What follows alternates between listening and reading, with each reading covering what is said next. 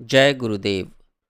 उस समय महायोग के प्रदाता और शक्तिपात के वर्तमान प्रवर्तक परमहंस परिव्राजक आचार्य श्री स्वामी नारायण तीर्थ देव ही विख्यात थे।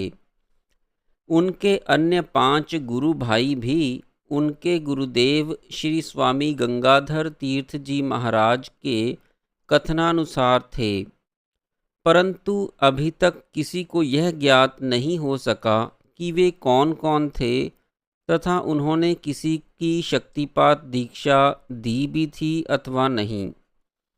इस समय भारत में विद्यमान शक्तिपात दीक्षा के प्रदाता और ग्रहीता हजारों की संख्या में हैं, परंतु उपरोक्त 5 की चर्चा किसी ने कभी नहीं की। संभवतः वे अपने में ही इस ज्ञान को समेटे रहे।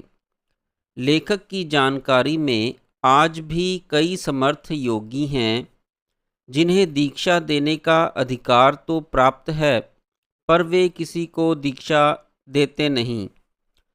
स्वयं बाबा कृष्णानंद भी स्वामी नारायण तीर्थ देव द्वारा गुरु बनाए गए थे, परंतु उन्होंने किसी को भी शक्तिपात दीक्षा नहीं दी। काल चक्र ने यह सिद्ध कर दिया कि दया को श्री नारायण तीर्थ देव ही गुरु मिलने थे। इनके संस्कार उन्हीं से जुड़े हुए थे, अन्यथा इतने भागीरथ प्रयास निष्फल कभी न होते। महान शिष्य को महान गुरु ही मिलने चाहिए थे। ये क्या कुछ कम तपस्वी थे? इन्होंने कितना कठिन तप और हठ योग किया, आगे पाठकों को विदित होगा। अंत में वह शुभ घड़ी आ ही गई और सन 1918 ईस्वी की बसंत पंचमी से पूर्व बाबा कृष्णानंद जी योगानंद जी को साथ लेकर स्वामी नारायण तीर्थ जी की सेवा में जा उपस्थित हुए। ज्यों ही स्वामी जी ने देखा कि हृष्ट पुष्ट शरीर वाले एक युवक को साथ लिए कोई महात्मा पधार रहे हैं, तो उठकर आसन दिया और यथोचित सत्कार करके कहा कि सर्वप्रथम नित्य कर्मों से निपट लीजिए, तब भोजन आदि से निवृत्त होकर सायंकाल अपना मंतव्य प्रकट करिए, तो सामर्थ्य अनुसार सेवा करूँगा। बाबा एक स्थान पर अपना सामान रखकर दैनिक कार्यों से निवृत्त होने लगे। सायंकालीन भोजन के पश्चात स्वामी जी पधारे और इन दोनों को अपने कक्ष में ले जाकर पूछा, अब कहिए क्या आज्ञा है? बाबा ने प्रारंभ किया, स्वामी जी, हमने आपकी प्रशंसा सुनी है। आप महान योगी हैं, कुंडलिनी जागृत कर देते हैं। यह दया मेरा परम प्रिय शिष्य है। इसकी योग सीखने की बड़ी तीव्र मनोभिलाषा है। इसने अनेक योगियों से संपर्क साधा है, स्वयं भी जाकर मिला, और विश्वास नहीं होता कि वे महात्मा लोग जो सिखाते हैं उससे आत्मज्ञान प्राप्त हो सकेगा अथवा समाधि द्वारा जीव ब्रह्म में लय हो पाएगा। यह ब्रह्म में पड़ गया है। यदि आप इससे अधिक कुछ जानते हो तो हमारे इस दया को सिखा दीजिए, इसकी जिज्ञासा शांत कर दीजिए तो बड़ी कृपा होगी। और यदि आप इस विषय में कुछ नहीं जानते या कुछ नहीं कर सकते तो हमें जाने दीजिए।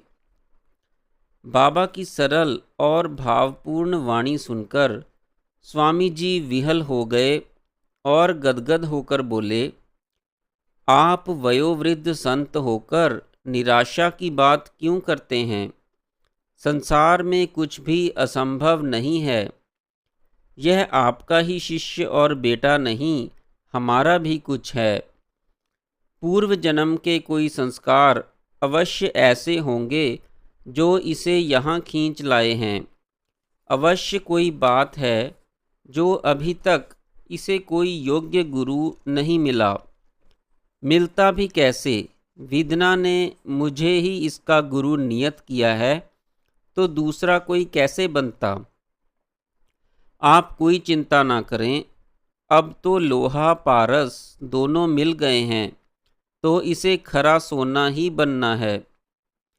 प्रारब्धवश भटक रहे, इसका अब अनुकूल समय आ गया है। इसी के द्वारा हमें महायोग साधना प्रकाश में लानी है। हिमालय और समूचे भारत में इसकी प्रसिद्धि होगी। इसके शिष्य प्रशिष्य सामर्थ्यवान होंगे। यह कुंडलिनी योग के रहस्य का पूर्ण ज्ञाता और अधिष्ठाता होगा। स्वामी नारायण तीर्थ जी यह सब कुछ ऐसे बोल गए जैसे भविष्यवक्ता बोलता है। फिर स्वामी नारायण तीर्थ जी महाराज ने दया से कहा, दया, बताओ तुम्हारे मन में क्या क्या जिज्ञासाएं हैं?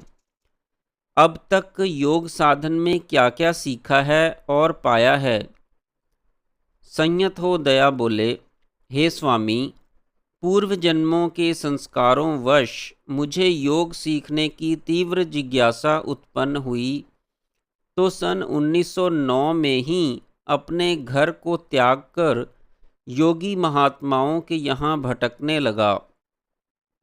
जहाँ जिसने जो बता दिया, महान कष्ट सहकर भी वहाँ पहुँचा। ब्रह्म व्रत में स्वामी वासुदेवानंद सरस्वती एक सिद्ध योगी हैं। उनकी सेवा में 10 मास व्यतीत किए। उन्होंने पुत्रवत स्नेहपूर्वक अनेकों प्रकार के आसन, प्राणायाम, बंध, मुद्राएं बताए। उनकी सेवा में रहकर मैंने 400 प्रकार के आसन सीखे। शीर्षासन घंटों तक कर लेता हूँ। कुंभक प्राणायाम 45 मिनट तक कर सकता हूँ, जिसमें आसन भूमि से 2 हाथ ऊंचा उठ जाता है। बज्रोली करते समय 3 पाँव पारा खींच लेता हूँ। सभी बंध मुद्राएं जानता हूँ। खेचरी करने के लिए जीभ का तुतना भी कटाया है। क्या क्या नहीं किया। एक अघोरी तो उड़ना भी सिखाना चाहता था, लेकिन विष्ठा लगाने का आग्रह करता था, जो मैंने स्वीकार नहीं किया। उसी ने मेरी गर्दन की बाईं ओर की कोई नस दबा दी, जिससे मुझे नाद सुनने लगा। लेकिन विष्ठा ना रखने के कारण उससे झगड़ा हो गया, तो उसने भूमि पर पटक कर मेरी दाहिनी ओर की गर्दन की कोई नस दबा दी, जिससे नाद सुनना बंद हो गया। इससे मन बड़ा खिन्न रहने लगा। तभी भगवत कृपा से ये बाबा मुझे मिल गए। यही मेरे गुरु, संरक्षक, माता पिता सभी कुछ हैं। इनके साथ रहने से अधीरता से बचता रहा हूँ। जब जब भी अधीर होता, तब तब ये धैर्य बंधाते। ये मुझे उत्तराखंड हिमालय के उत्तरकाशी निवासी अपने गुरु महाराज श्री स्वामी रामाश्रम महाराज के पास भी ले गए। उत्तराखंड के बड़े ही प्रसिद्ध अद्वितीय हठ योगी हैं। उन्होंने भी मेरी आत्मकथा सुनी और धैर्य बंधाते हुए कहा कि यही साधन सर्वोत्तम है। इसी से सिद्धि मिलेगी और सकल मनोरथ पूरे होंगे। इससे अधिक तो मैं भी नहीं जानता, अतः तुम श्रद्धा और दृढ़ता से इसी का अभ्यास करते रहो। लेकिन मेरा मन नहीं माना और बराबर कहता रहा, दया अभी नहीं, इसके भी और आगे। यही मेरा अभ्यास की राम कहानी है। मन कहता है कि और जानना है, यह तो अधूरा है। स्वर्ग आश्रम ऋषिकेश में आपके एक शिष्य श्री शरत ब्रह्मचारी हैं। मेरी कुटिया से थोड़ी ही दूर उनकी कुटिया है। उनसे प्राय सत्संग हुआ करता था। वे मेरी मनोदशा जानते हैं। मैंने उनके अपनी मनोव्यथा बताई है। उन्होंने मुझे आपके प्रिय शिष्य ब्रह्मचारी श्री आत्म प्रकाश जी महाराज का पता ठिकाना दिया था। बाबा को साथ लेकर मैं उनकी सेवा में भी 1 मास रहा। उन्होंने बड़ी कृपा की और सहानुभूति रखी, लेकिन मेरा ही दुर्भाग्य और प्रारब्ध कर्मों के कारण कोई लाभ न मिल सका। मेरी कुंडलनी शक्ति जागृत नहीं हुई और निराशा ही हाथ लगी। निराश हो ऋषिकेश लौटा तो मन घोर निराशा से व्याप्त हो गया।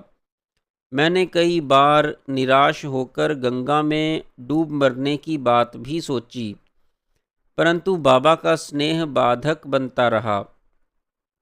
तभी ब्रह्मचारी श्री शरत जी पुनः मिले और प्रेरणा दी कि चिंता क्यों करते हो, काशी में संतोष न मिल सका तो ना सही। हमारे और उनके योगी गुरु स्वामी नारायण तीर्थ देव महाराज इस विषय के पूर्ण ज्ञाता और प्रवर्तक हैं। वे पूर्वी बंगाल के जिला फरीदापुर में दासेर जंगल के निकट विनोटिया गांव में विराजते हैं। वे निकट के ही एक गांव मांडूसर के मूल निवासी हैं। अब तुम वहीं जाओ, अवश्य ही कार्य सिद्ध होगा। इसी आशा और विश्वास को लेकर आपके निकट आया हूँ। यदि आप कुछ कर सकें तो कृपा करें, और यदि मेरा प्रारब्ध विपरीत जान पड़े तो व्यर्थ कष्ट ना उठाएं। मैं अब और अधिक निराश और दुखी नहीं होना चाहता। जैसे प्रभु की इच्छा होगी वैसा ही होगा। दया की यह करुणाजनक राम कहानी बड़े ध्यान से सुन भाव विभोर स्वामी श्री नारायण तीर्थ बोले, दया, इतने दुखी क्यों होते हो?